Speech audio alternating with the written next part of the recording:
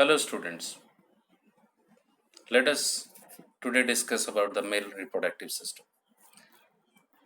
What does a male reproductive system consist of? Gametes as well as sperms.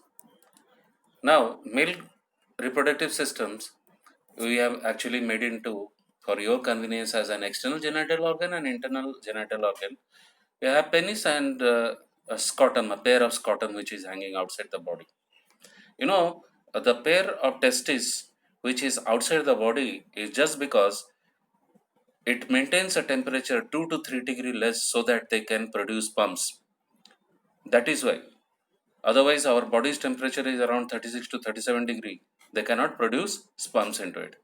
And the internal organ which contains a pair of testes, epididymis, vas deferens, and the most important, the accessory glands, which are seminal vesicles, prostate glands, and barbutheral gland. Let us see how it goes on. Now you can see a pair of male testes and a pair of scrotum and a penis, and let us go to the internal structure of the testes. Now testes, as you know, is also controlled by our pituitary gland, as they also help in the secretion of the gonadotropin called testosterone.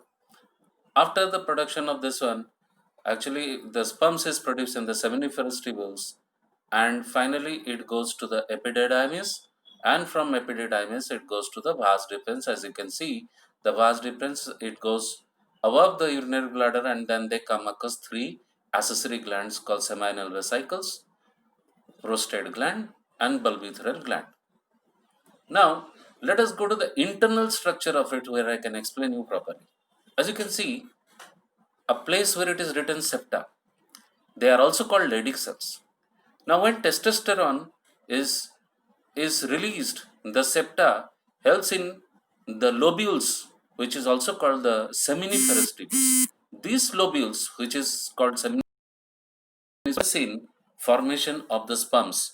Now, in each ejaculation, almost there are 1 lakh sperms produced, and then they, first of all, after the productions of it, they are collected in the epididymis, and from epididymis, it goes to the vas deferens. As you can, from the top, you can see the vas deferens to the epididymis, and from the epididymis, as I have told you how it is going through this urinary bladder, on the top of the urinary bladder, and reaching the area to the seminal vesicles. You can see from how it is produced, then they are going from the top of this bladder, and finally they are going coming to the place called accessory gland, first accessory gland called seminal vesicles.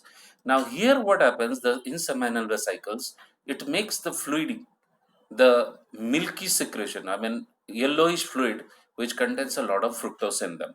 Then that becomes yellowish white, milky in color, and then they go to the prostate gland.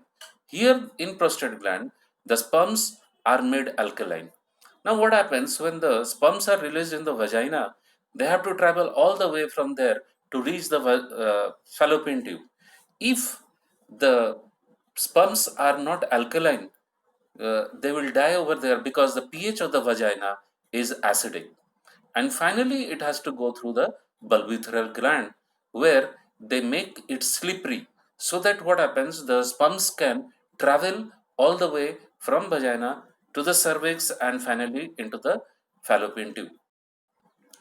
And let us see the structure of a sperm. Now, this is the structure of a which contains acrosome. Acrosome contains a fluid called hyaluronidase. Now, these acrosome actually help in penetrating the ova in the fallopian tube. It also contains a head which contains nucleus and contains DNA. The male reproductive organs, especially the DNA, is present in that area. And in the middle place, it contains mitochondria, which help in the movement of the tail, so that the sperms can enter into the fallopian tube.